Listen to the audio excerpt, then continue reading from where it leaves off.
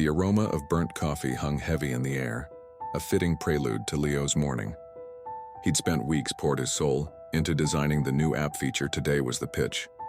He walked into the meeting, a hopeful tremor in his hands, only to be met with a collective shrug.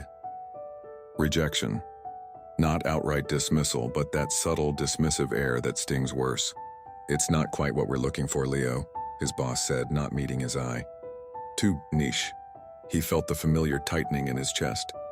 Later, back at his desk, Sarah, a colleague who'd once championed his ideas, muttered, "Honestly, Leo, your work has really gone downhill lately." Her negative attitude, a casual dismissal, felt like a punch. He wanted to retort, to scream, to defend the countless late nights, but the words stuck. That evening, he called his brother, hoping for some understanding. Instead, he got, "Just get over it, man. It's a job, you're always so dramatic." The lack of understanding or support.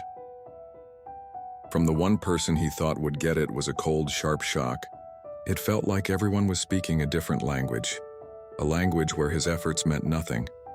That night, lying in bed, sleep offered no escape. All he could feel was disappointment. Disappointment in the project, disappointment in his boss, disappointment in Sarah, disappointment in his brother.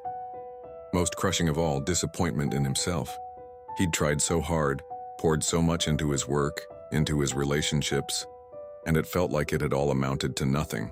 Then came the insidious whisper, the one he knew too well. Fear of failure.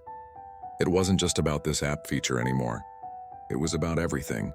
What if he was a failure? What if he was always going to fall short? The thought coiled in his stomach, a cold, heavy weight. These feelings, intense and relentless, swirled around him, pushing him deeper into a dark, familiar corner. The world outside seemed to shrink, leaving him alone with the echoing judgment of his own mind. The familiar retreat. The familiar darkness of that corner welcomed him. He'd sworn he wouldn't come back, that he'd built a new path out. But the triggers had fired one after another, a relentless barrage that chipped away at his resolve. His hand trembled as he reached for his phone. He scrolled past healthier apps, past the contacts he should call, past the online support groups he'd promised to engage with. His thumb hovered over a contact he'd long since archived, a number he'd vowed to erase. The old arguments, the familiar justifications started to form in his mind. Just tonight, just to quiet the noise. No one will know. His fingers flew across the screen, dialing. He heard the distant, muffled ring, each pulse a beat of his own accelerating heart. A voice, hoarse and familiar, answered on the third ring. He kept his own voice low, almost a whisper, reciting the old code words, arranging the secret meeting. The fleeting surge of anticipation, a distorted echo of control, momentarily pushed away the raw pain of the day.